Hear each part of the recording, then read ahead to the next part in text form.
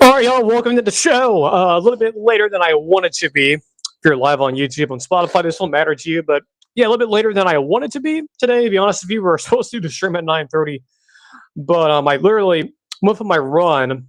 I went for my run this morning around 8:45 ish. Got back around 9:30, so I was already a few minutes late. And we had, got back, showered, did breakfast and whatnot. So yeah, that is why we had to push back the stream just a little bit. So. Anyway, we are here live a little bit earlier, even normal than usual. And I wanted to go again, like I mentioned, a little even earlier. But we're going earlier today mainly because, as per usual here in Florida, we usually get afternoon showers and storms. So we're doing the show a little bit early today just to avoid like hearing thunder and stuff in the background. So with all of that, we're sort of avoiding all of that by doing the show earlier, even though I wanted to go even more earlier today. But anyway, it doesn't really matter probably as much for you guys. So hopefully, guys are having a good day. Of course, this is the Four Verticals podcast, episode 189, here for June 25th, 2026. High top, a warm, sunny, partly cloudy Jacksonville, Florida, as per usual. Like I mentioned last show, we will not have it. We will not have any shows end of next week because of 4th of July, and also because of 4th of July, we'll be off all of the following week. Not ideal, not something I'm really looking forward to per se, because we're not going to be able to do a show for a while. But we are going to tomorrow. I'll record an extra pod that will release tomorrow, I think.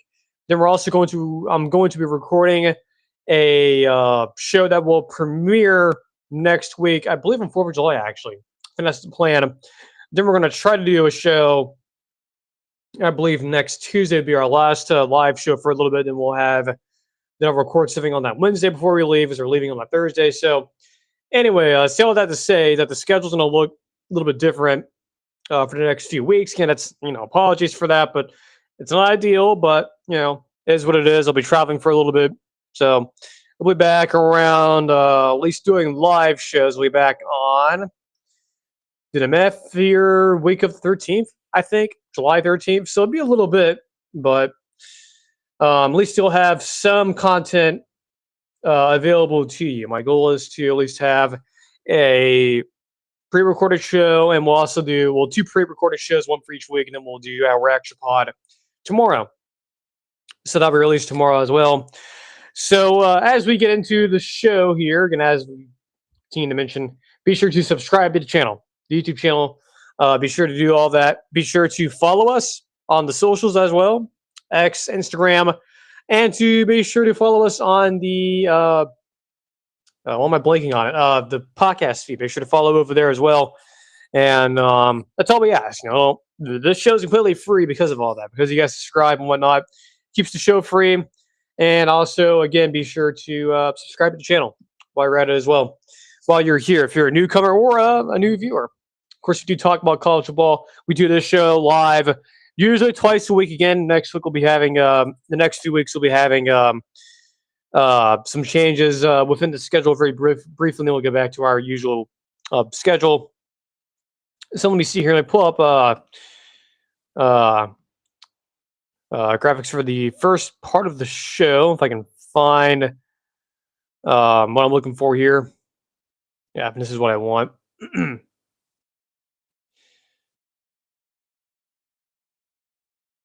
All right, I guess so. Log in here for the graphics here, and then we'll actually, before we do all that, I'm gonna get some water real quick, and then we'll actually get right into the first topic, which is EA Sports releasing their ratings for I think the top 25 teams, I believe, in college football. So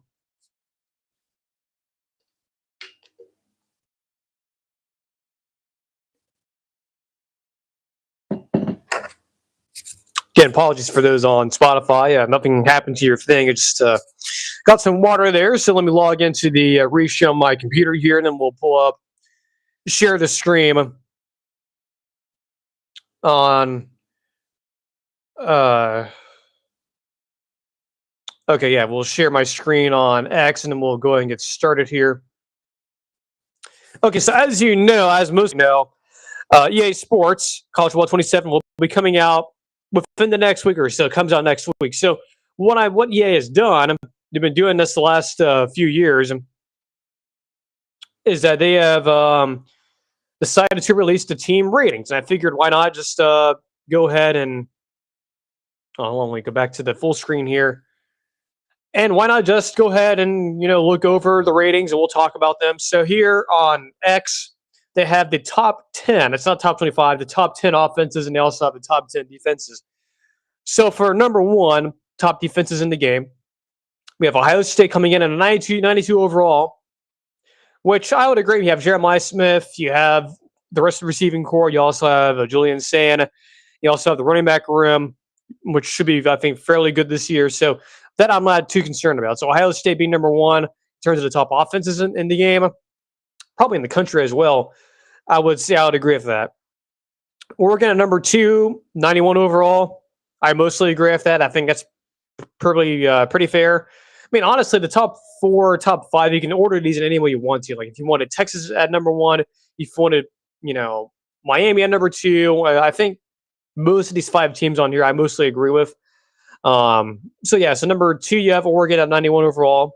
You have Indiana, 90 overall. Of course, they bring in, I think, Josh Hoover, I believe, from Texas Christian, along with other pieces from the transfer portal. They have Miami. Sam idea, new quarterback. You also bring in the receiver along with Darian Mensah, along with Malachi Tony. Then you get into the top, the rest of the top 10. So you could keep on going. Then you have LSU number 6. Interesting to say the least. They're an 89 overall, by the way. The rest I just mentioned off Indiana, Texas, Miami. They're on 90s. Surprised Texas was as low as they are. I thought that they would be more higher, especially with Arch Manning, Cam Coleman. It's just I thought they would be a little bit higher overall, but who knows? Of course, they update these, they update the ratings and whatnot throughout the year, or at least throughout the college football season. EA does, so they can easily change those. And so I'm a little bit surprised that Texas was not up there with Ohio State, but they can always update these throughout the year. But LSU at 89 seems a little low within the rating. Now, I think them being outside of top 5 is okay.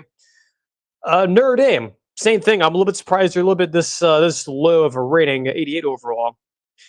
I thought they'd be slightly higher. Same with Ole Miss. I would say they probably, Ole Miss has the best argument, at least in my opinion, to at least be in the top 5. Probably the offenses. They have Kaelon Lacey coming back.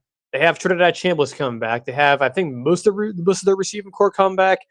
So that one surprises me. Now, could some of it be, especially with LSU and Ole Miss, the whole difference of, you don't have Lane Kiffin anymore, but Lane Kiffin is at LSU, so they get a bit of a bump there. Could be that. Missouri at 88, or Missouri at number 9, 88 overall. I think they still have Ahmad Hardy. Yeah, he's still there. So that kind of makes sense along with bringing in Austin Simmons. And then Oklahoma at number 10, 87 overall. Again, that is just the offense here. We're not talking about like actual team overalls. This is just the overall for the offenses. Now go to defense. You have Oregon as both number 1 and number 2 offense, defense. I believe they are the highest overall team overall.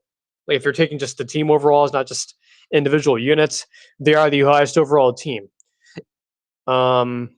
Let's see here. Indiana number 2. Now again, Oregon has the number 91 overall offense. Their offense is 99 or not 99. They're 91 overall. They're number 1 overall defense. Along with offense, Indiana number 2 on defense. They have a 90 overall. Notre Dame number 3, 90. Makes sense. Texas Tech. This one was interesting to me and probably a few others. They're still going to be a competent team this year. They'll still be pretty good. I think most of this is based off of the transfer portal, and some of the players that they did end up getting in the portal, at least on defense, are pretty good. They will be playing, unlike with the offense. With Brendan Sorsby, so Texas Tech being at number 4, maybe shocking to some, but if you do follow the transfer portal and you do follow what they've been doing out there, at least on the defensive side of the football, that should not be a surprise. Georgia being number 5 there, I mean, sure, it makes sense. Is their overall their overall being an 89? Is that shocking? I mean, it could, yeah, sure, it could for some people, but I think that's probably fair. Bama coming in number 6, 89 overall. I think that's fine, I guess. Now, Ohio State's interesting. They're all the way down to number 7, 88 overall. I thought they would have been higher. I thought they at least would have been in the 90 club because I think they should be pretty good. And we'll talk about them a little bit later, Ohio State, when we do the season or the team record rejection for them. But yeah, Texas at number 8, 88 overall. You have OU at number 9, 88 overall as well. And then you have LSU at number 10, 87 overall. Again, I think the defensive side, I will say I think some of these should be adjusted a little bit more. Like, again, I think Ohio State should be let's say high overall. Georgia probably should be. And I think outside of that, it's mostly okay. I can sort of agree with this. So, and then look, EA is not, they're not always perfect, right? I mean, I think there's certainly an argument to be made that their rating systems, at least at the very beginning of the year, like around this time of the year when the game first comes out, it's not always perfect. Okay, like I think they even know that. That's why they usually do the adjustments with the ratings throughout the year, especially as you get later into the season. They usually do that, I think, around October around October, November is when they put out updated ratings and updated rankings for like their fictional top 25, which this is not, by the way. This is just the top offenses and the top defenses, okay? So just to recap here, again, top 10 offenses in the game. Ohio State is at number 1 for offenses. Again, this is offense here on the screen. Oregon number 2, Indiana number 3, Texas number 4, Miami number 5, LSU number 6, Notre Dame number 7, Ole Miss number 8, Missouri number 9, Oklahoma number 10. Again, a correction, Oregon does not have the top offense and defense, but I believe they are the highest overall team, I believe. Then we go again to the offenses. You have Oregon at number 1, Indiana 2, Notre Dame 3, Texas Tech 4, Georgia 5, Bama 6, Ohio State number 7, Texas 8, Oklahoma number 9, and then LSU 10. And again, I know a lot of folks will have some disagreements on that type of stuff. And look, I agree. I think there's definitely an argument to be had there as to who should be higher and whatnot. I know folks also do like the power ratings and stuff, and they do the number crunching and whatnot. I don't do that myself. I know other folks do that in the industry, like Bill Conley, and I believe Bud Elliott does as well. But I definitely would be interesting to see how these compare to the power ratings for certain from certain individuals. So it'll be interesting to see how these end up comparing, and maybe do a segment on that down the road. But it is interesting to see EA's listing of the top offenses and defenses, and then seeing what other folks have based on their own metrics and math. And again, I'm not an expert in that type of stuff, but it is interesting to look at that stuff, and it is pretty cool to see who will be the best teams to use. And what's even more interesting, I believe EA put out the complete list of team ratings. I believe what's the team overalls, and I believe the lowest overall team in the game is, I think, Louisiana Monroe, and I'm pretty sure Oregon's number 1. So it kind of gives you an idea of what how the season is going into the what the outlook is going into the season a little bit. Again, granted, not like officials not coming from like trusted sources, again, like Bill Conley and Bud Elliott over at 247 and Cover 3 CBS Sports. So yeah, EA Sports team ratings there, top 10 offenses, top 10 defenses. What do you guys think? I think this is mostly fair. I think especially on the defense, you can make an argument for every team being higher than others and maybe having a higher overall what they actually have. But I think overall the team ratings, I think, are pretty fair. I don't think they're like egregiously bad. Okay. Moving right along here. Let me see, make sure to get the next graphic here. I believe this is. Let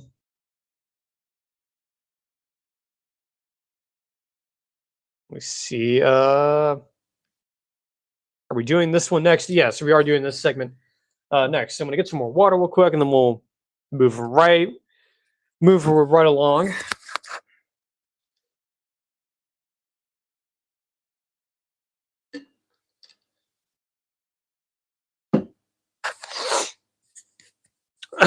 Excuse me. But if you guys are new here, again, make sure you subscribe to the channel, like the streams, like the videos, and follow us on the podcast feed, social media platforms as well. Again, apologies there. I got the make sure you hydrate, kids. Make sure you do that. Breakout teams in college football this year. What will they? Who those teams could be? I thought about doing a couple of things here. Initially, I thought, okay, we could do like a top 10 list of all the breakout teams and the breakout teams of this year, right? Teams that maybe not a lot of folks are thinking about, but could be fairly good, right? I think a lot of folks, at least some of these teams I have listed on here, at least was going to originally list, would be, I think, reasonable. But then I thought, well, that would take a little bit too long, and that's kind of an exhaustive list, and that's kind of, sort of naming everyone, right? Like, I think it's kind of impossible to do that and just, or at least, well, I don't know. Would it be defeating the purpose? I guess it kind of would, because it's just you're listing a whole bunch of teams instead of just doing what I ended up doing, which is picking a team from all of the P4 conferences, right? So we have one from the ACC, one from the Big 12, one from the SEC, one from the Big 10. Okay. None from the Pac-12 because technically they're part of the G5, but they're still technically a smaller conference. Hopefully down the road they'll be included. But we went ahead and just did the top 4 conferences in the country and picked teams from at least one team from those conferences. Okay, so let me go ahead and pull up the graphic for this and go ahead and explain all of these.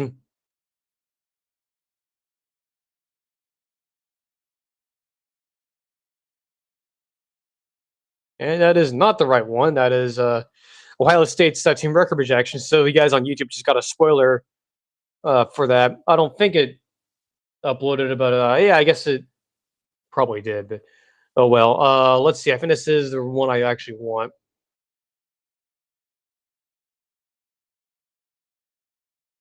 No, that's the show title. That's the thumbnail. That's not what I wanted. Yeah, apologies, guys. I think this is this one. Okay, this is this one. I thought this was a little something else, but all right. So let's go ahead and explain this. So again, if you're listening on Spotify, obviously you can't see the fancy graphic here I have on screen, but we'll just have to do here. So what this is, again, like I just mentioned, we did the four P4 conferences and just picked one team from each conference that I think will be a breakout team. So the first one here, Big 12, Oklahoma State. Eric Morris comes in. Basically, everyone from North Texas is going to Stillwater, Oklahoma. Essentially, you have your quarterback and Mestemaker. You have, I think, your top running back, your top quarterback is there, obviously. I think you have like most of your receiving core, most guys on the defense came over. Like again, this is like basically 95% of North Texas's roster from last year, unless they were seniors from last year. Obviously, they can't be on the team unless they're red shirts. So Oklahoma State clearly, I think, should be on here. Now, does this guarantee they'll be good?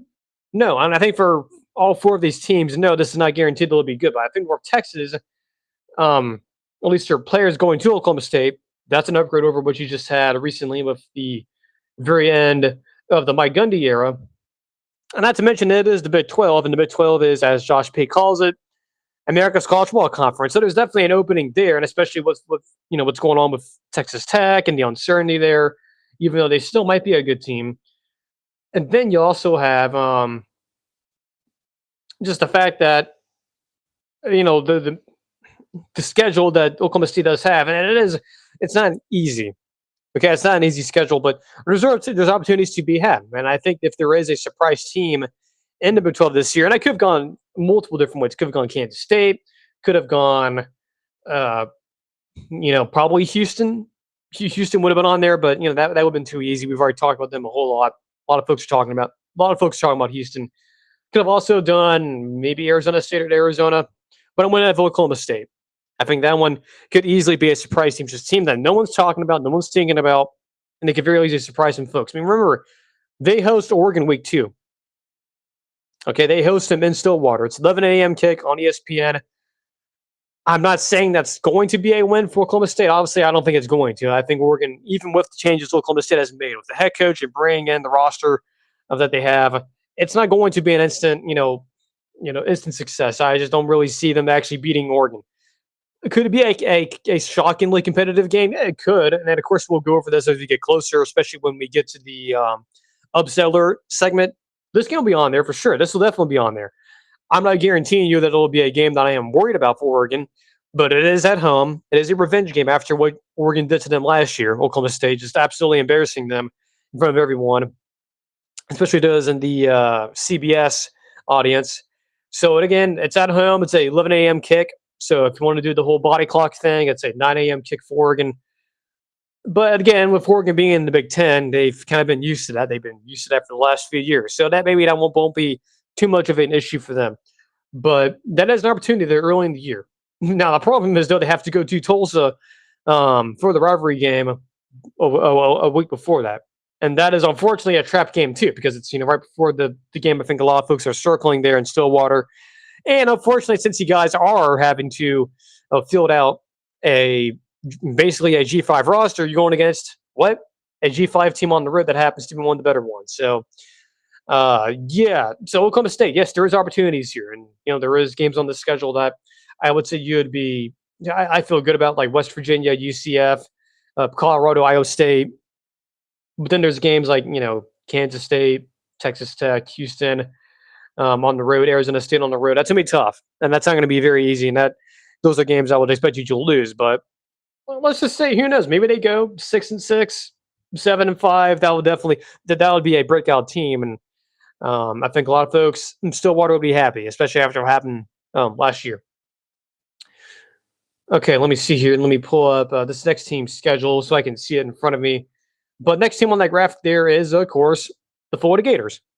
Now, this one, again, may seem like I'm cheating because, of course, everyone's going to be choosing Florida, right? I mean, heck, you've had people like Josh Pay and yet people like, Bud Elliott over on Cover 3 saying, man, Florida's going to be favored in basically all of their games, bro. Like, look at this, bro. Like, Florida, John Summerall, man, it'll be really good. Then you have the detractors saying, oh, John Summerall, Bill Napier Jr., right? Just, the G5 coach from Louisiana coming in, and he's inheriting a good roster. The same thing we heard about Billy Napier.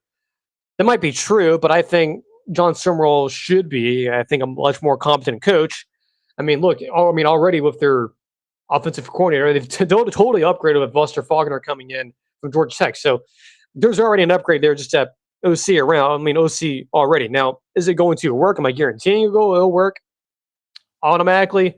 No, the schedule, look, there's parts of the schedule that are hard. You have to go to Auburn, which I know a lot of folks are bashing on Auburn, saying, oh, they're going to make a bowl game, this, that, and the other, which is true, by the way. I think folks are being honest about it. I know a lot of Auburn folks don't want to hear that. But so they go to Auburn early in the year, they get Ole Miss. They have to go to Texas. Now, in between that, they get Missouri and South Carolina. I think I'll be pretty happy about I'll be very happy about getting those teams, especially back-to-back. But unfortunately, the schedule does get, somewhat tough, but it is still fairly friendly. It's not like you're having to play a murderous row here. Not to mention, too, again, you have the roster turnover. You have the fact that, again, Billy Napier left a fairly good roster behind. Yes, you lose DJ Lagway, but you bring in Aaron Philo from Georgia Tech. You should be your starter, I would imagine. And not to mention, again, you've upgraded your offensive coordinator. You've upgraded your head coach, contrary to what people believe. So I think Florida, yes, is probably the easiest team in the SEC to pick as a breakout team. Could I have gone a different direction? Could I have gone Arkansas?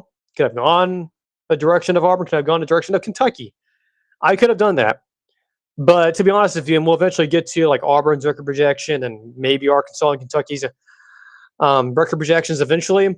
But to be honest with you, I'm not really over the moon about either of those teams. Even though I'm a big fan of Alex Kalesh and the offense he'll be running this year, the veer and shoot, I do kind of agree with Bud Elliott. I just don't.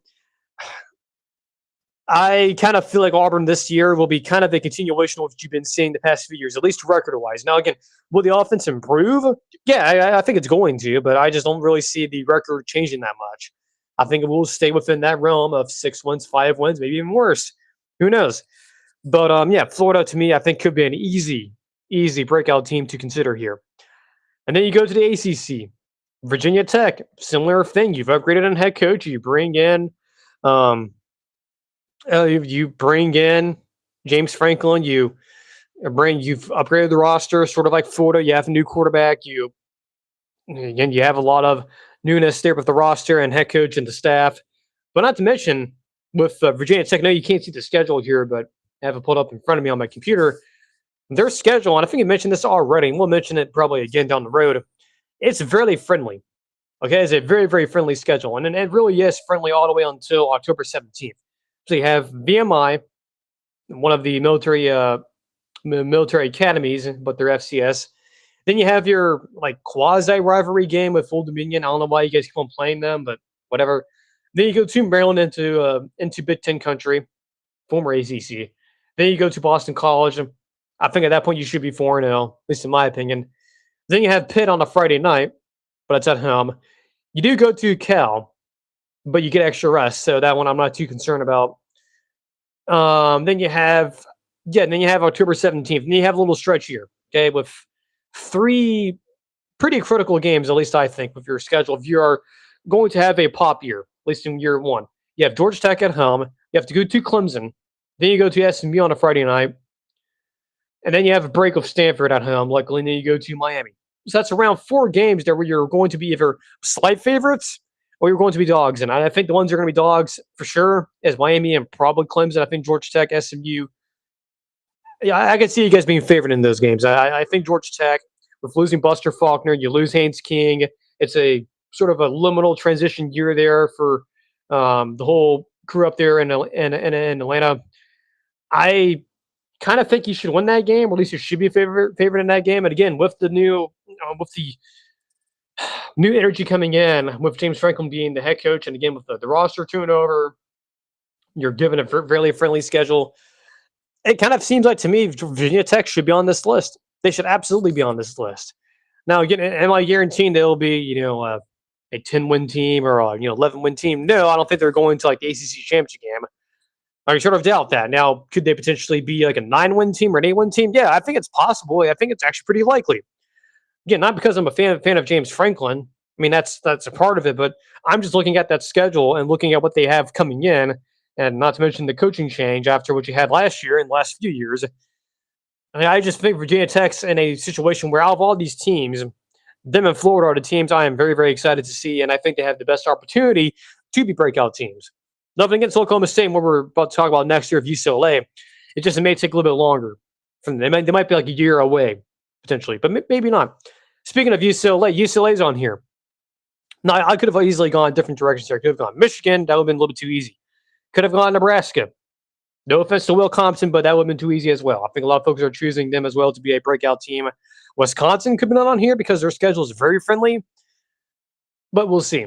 Michigan State, not really. I mean, I like Pat Fitzgerald. I think he's a competent coach, but the situation there in East Lansing in terms of the roster and whatnot, I don't really see it. But the team I am going to choose here as breakout team for the Big Ten is UCLA. Bring in Bob Chesney. Again, there's a bit of a theme here. You notice these are all teams of first-year head coaches and coaches who I actually have a ton of respect for. And I think that the transfer portal additions, I think, are definitely going to be a major upgrade. So you bring in Bob Chesney, who, again, comes from that same cloth as Kirk Cincinnati was at JMU. And I know a lot of folks look at that and saying, oh, well, he just inherited Coach Siggs and JMU. That was not easy to screw up. But you forget that Kirk Cincinnati's team in Indiana, his first year was like sort of like what you're going to see with Oklahoma State. It was like 95% guys from JMU. Like it wasn't like he just like Coach Sig inherited like a low key good team at Indiana to begin with. No, he literally had to bring in and import the roster from James Madison. That's the same thing with UCLA. I mean, a little bit, but there's actually a little more talent there than you think because of Nico Ilamilova still being there and whatnot. And I think that is going to be a major help for them. Again, not to mention, too, when Bob Chesney was at JMU, again, he did not inherit a good situation there. It was after Coach Sig already left, and he kept the thing going. Not to mention, Chesney was already a big name before. I actually remember going back to a number of years when I believe it was on Cover 3 when Bud Elliott mentioned, I believe, Chesney for the Syracuse job or something like that. He was being considered for that. He's been a name I've been following for a very long time, which is what I'm trying to say. So it's a name I'm very familiar with. terms of hearing it from the industry insiders and whatnot. But speaking of UCLA, again, they have Nico come back, but they also have a fairly good schedule. They go to Cal, but it's on the West Coast. It's a non-con rivalry game. Kudos for them for bringing, at least for having that game continue. Then you have San Diego State at home. Unfortunately, it's one of the better G5 teams. And you have Purdue, which is, I think if you're a Big Ten team, you like to see that. So you should be 3-0, in my opinion. You go to Maryland, you go to Oregon. I think you're probably going to split those games. I think you would assume Oregon would be obviously one of those. Wisconsin at home, that's going to be tough. Michigan State, you should get. And then you get Nevada on Halloween. That's definitely a bit weird. I actually recall, who was it? I think it was Tom Fornelli on Cover 3 mentioning, oh, yeah, then of course there's Nevada on UCLA's schedule on Halloween. It's just random, but I think it's kind of funny that they're on there. Just randomly on Halloween, you have UCLA playing Nevada, of course. Like the meme literally writes itself there. Then let's see here. They have Minnesota on the road, Illinois, Michigan, USC. So it does get, there are some tough games on here. There's definitely going to be games on here that you'll be a dog in. But again, that combination of Bob Chesney and you have Nico still there. That's a team that could easily start 4-0 going into that Oregon game. Now, they'll probably lose that game to Oregon. They'll probably lose to Washington. Not Washington. They don't play Washington. They do play Wisconsin. They do play Michigan State. So you'll probably lose those 3 games. You'll probably beat Nevada. I think you should. Minnesota, Illinois, those are coin flips to me. Michigan, USC. I mean, USC will see, especially if there is a hypothetical coaching change there, we'll see. Same with Michigan, just because of Michigan. I think they'll be probably fine. I'm not too worried about them. USC, I guess it would be towards the end of the year, and that's where you could see UCLA still want from someone down the road in the schedule. So yeah, again, the 4 teams, breakout teams, again, one from each conference. Oklahoma State is on there. Florida from the SEC, Virginia Tech from the ACC, and then the Big Ten, UCLA. Those are my 4 breakout teams. Again, we could have very easily done a long, exhaustive list that would have covered like 10 teams plus. But I chose not to do that because that'll just get boring. And I think doing this narrows it down and makes it easier to explain these more in depth instead of just going for an entire list. So, yeah, breakout teams who I think could be, at the very least, teams that folks are not thinking about that could be pretty good. Now, yeah, sure, there's like 2 of those on there, of course, are ones folks are going to be talking about ad nauseum, mainly Florida and Virginia Tech. But like Oklahoma State, folks are talking about them. I don't think a lot of folks are noticing them, nor is anyone noticing UCLA. And who knows, maybe I could look like a total idiot. Maybe like for example, in the ACC, it's actually Cal. That could be the sleeper team or the team that no one's thinking about. In the SEC, could be, again, could be another Fall Forward Again award type thing with Florida. Maybe it's actually someone else. Maybe it's Arkansas. Who knows? Maybe Ryan Silverfield in Arkansas could totally shock everyone and win 10 games. That's not going to happen. I feel pretty confident about that. But who knows? That's the thing about college football. It's very unpredictable and very erratic. Even with all these changes and even with the sport, kind of where it is right now, it still has that chaos to it that I think a lot of folks.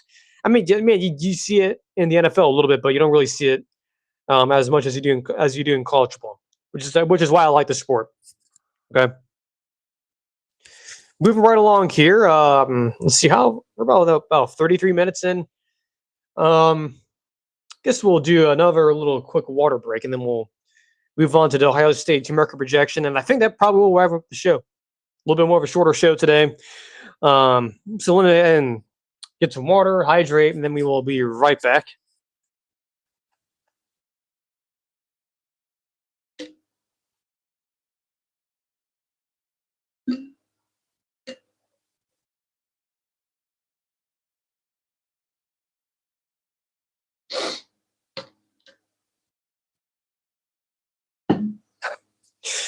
Again, apologies for those on Spotify. Again, that's nothing wrong with your audio. Just gotta make sure I'll hydrate there.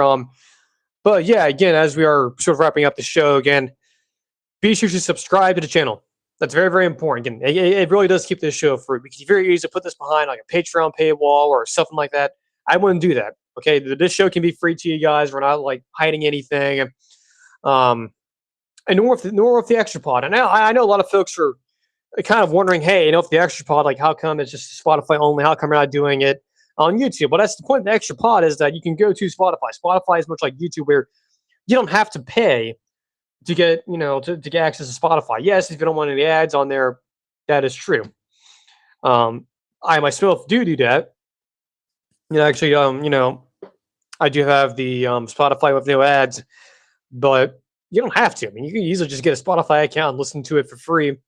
But if you don't have Spotify, what we have been doing, and we've started doing this last week, and I think it's paid off, I think, fairly well, is that we've started uploading individual clips from the extra pod. Like, for example, we have two college ball ones, and we have one Marvel related topic.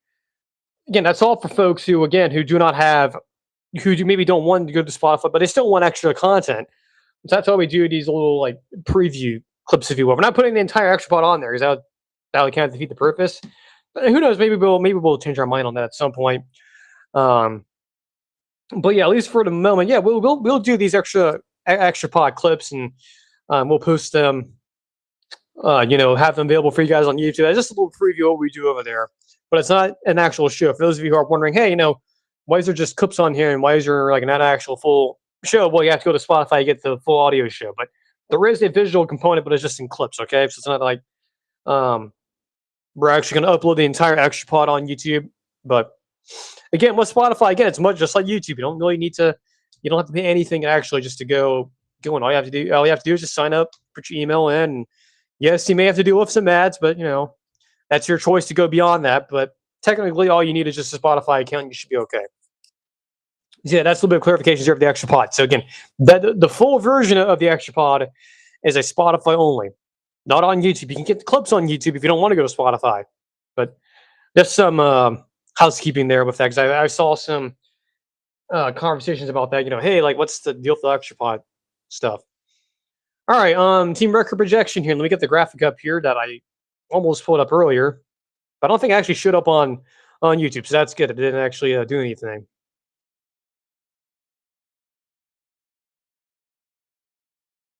No, that's the thumbnail for the show, so you saw that again. Hopefully you guys like those thumbnails. I think they're pretty good.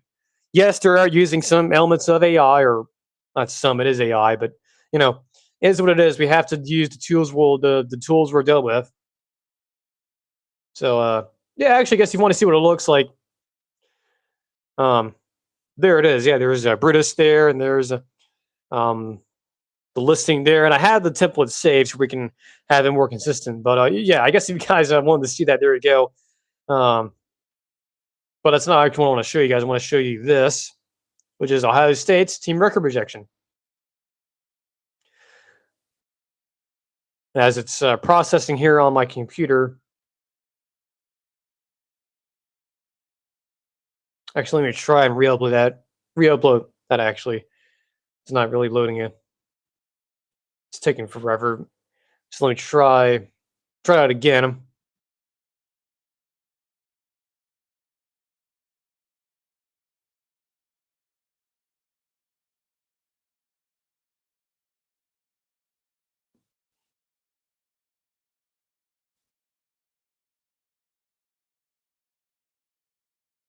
Nothing's wrong with your audio on Spotify, by the way. It's just the graphic on YouTube is not loading. Well, it's buffering. Maybe should probably, I may just have to re-download this again. Might be part of the problem. So stand by real quick. Wasn't doing that for the other graphics, but is what it is. I mean, we still have some time here. It's not going to shut this thing down immediately. Okay, now it's working. All right, good. All right, let me go full screen here, and I will pull up Ohio State's schedule on my end. I would show it to you guys, but I think reading it off will give you guys an idea.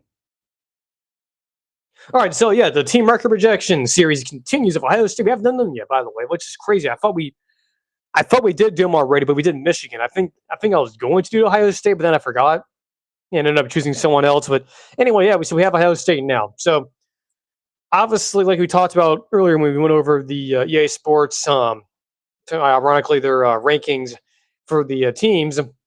Obviously, Ohio State is one of the best teams in the country. They're going to be that. Even though, yes, they've lost a lot of players, I still feel pretty good about them. And they know, yes, is there questions about them? Is there things I am concerned about?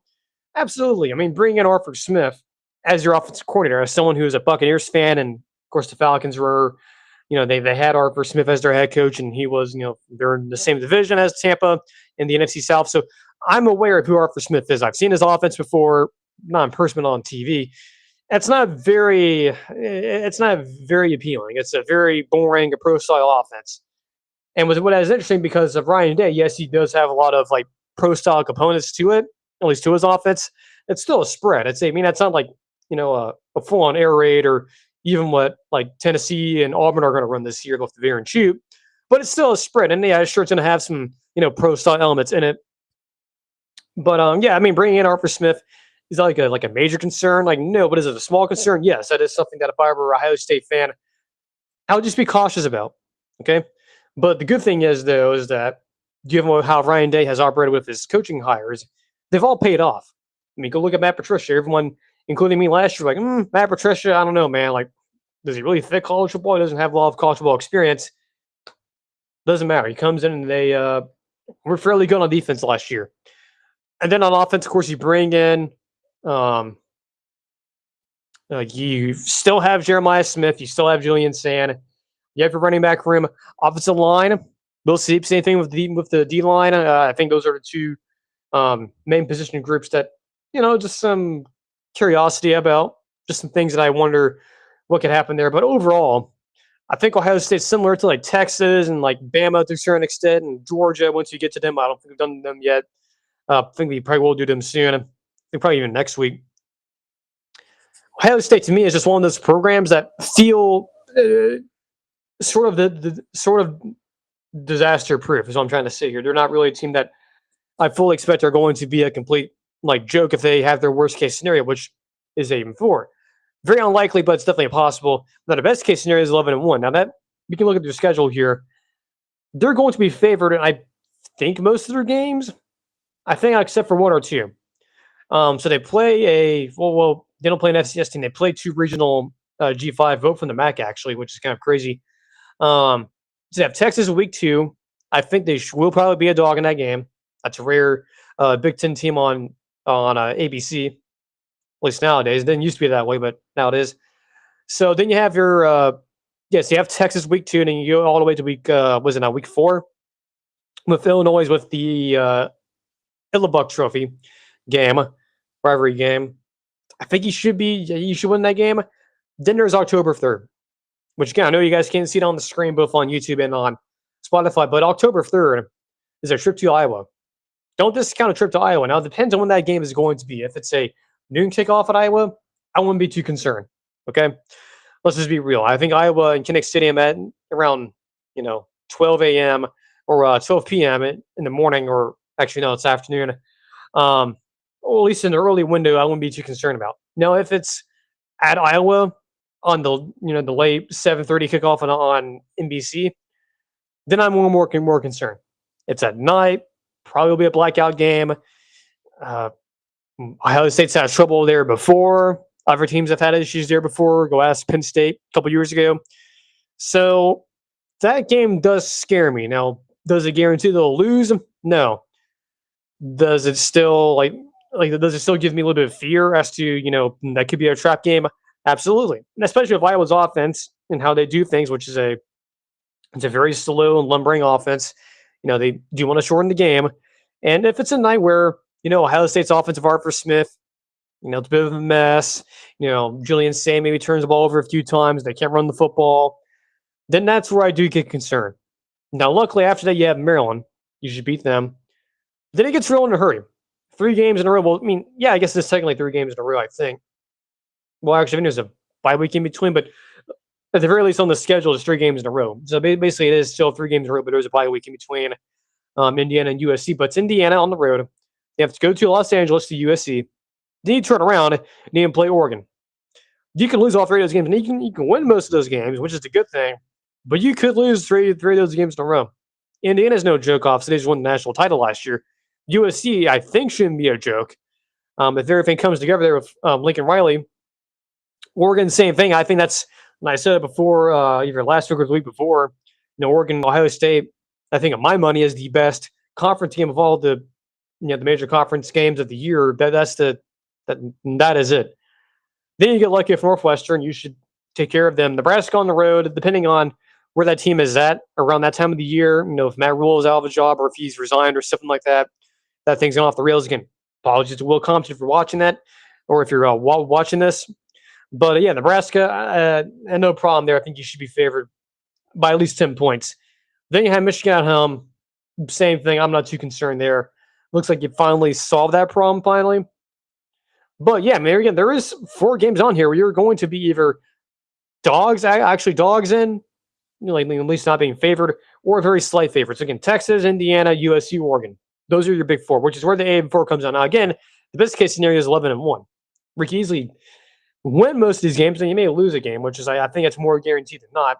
Whether it's Texas, Indiana, USC, Oregon, if I had to guess, probably between Texas and Oregon, but that's just me. But the most reasonable route here for Ohio State, I think, is 10-2.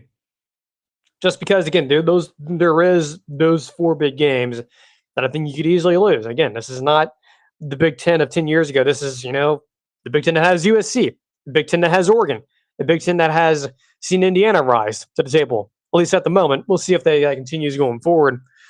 But again, just looking at Ohio State's roster, knowing Ryan Day and how they've recruited and what they have come back this year with Julian Sain and Jeremiah Smith, and especially within the the new players coming in through recruiting, there is some things to be concerned with. The running back room, we'll see who takes the lead there. It might be Bo Jackson, not the Auburn Bo Jackson, but Ohio State's Bo Jackson.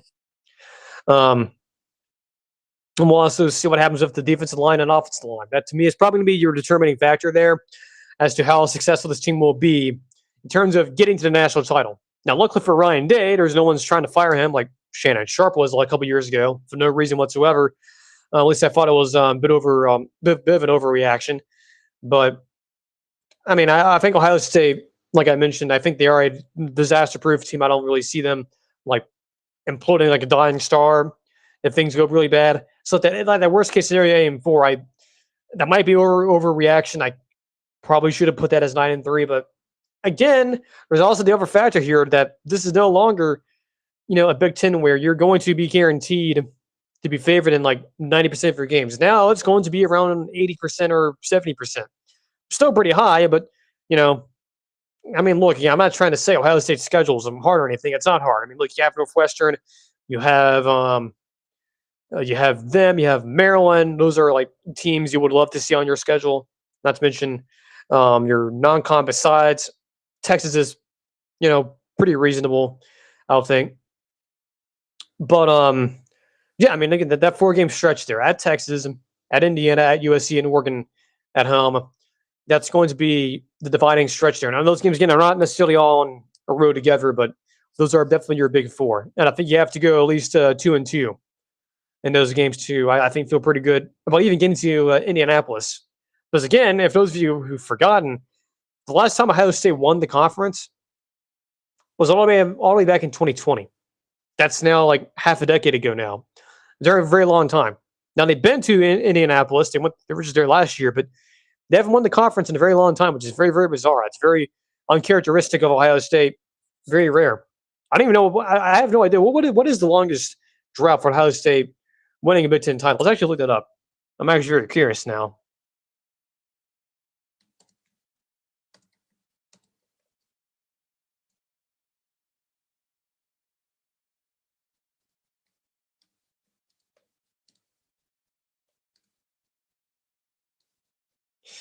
Let's see. You're still typing this in on Google.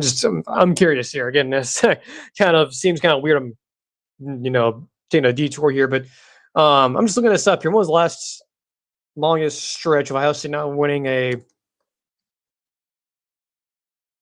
conference title in football? I have to say this might be one of the longer ones. Actually, it might be the one longer. Let's see what the old Google AI says here. So the longest one. Okay, yeah, so how about this? I am actually correct here. So the longest 2 gaps in Ohio State's history about winning a conference title whether it's in the conference championship era or not. The Big Ten, because remember, for the longest time, the Big Ten did not have a conference title. For a long time, they didn't. And they introduced it like 15 years ago. But so either way, in Ohio State's history, without winning a conference title, the longest drought or the longest duration is 6 years. That was from 1985 to 1992. That was under Earl Bruce, and also that was before John Cooper was the head coach. Now, the one behind that is the one we're currently in. So I was correct. This is the longest one, or well, one of the longest ones being 4 years. So from 2021 all the way to 2024, currently, basically until the present, is the longest time Ohio State has been without a championship game appearance or winning one. So that is pretty insane that they've been going this long since winning, or even just like winning or even appearing. Now, of course, they broke it last year, but even just winning one, that's a very long stretch there. Again, very, very uncharacteristic for Ohio State. But anyway, I just thought about that as we're doing the breakdown here. So yeah, Ohio State, I think, like I said earlier, they are a disaster-proof team. I just don't really see like the worst case scenario happening. So I feel basically the long way to say I think Ohio State's going to be good this year. So, and that's it for the show. 50 minutes in, 51 minutes in. I think that's pretty good. Again, like I said, we'll be back tomorrow with the extra pod, and we'll do what we did last time, do the individual videos and record those individually during the recording session. Those will go on YouTube. Again, Spotify is where you find the entire cohesive extra pod. I'll also, again, be recording the pre-recorded show that will debut on July 4th. We'll just do that way, make it a little more simple for you guys to have something to listen to on the holiday. But yeah, we should be live on next Tuesday. That would be our last live show, and then we'll have 2 weeks of pre-recorded shows.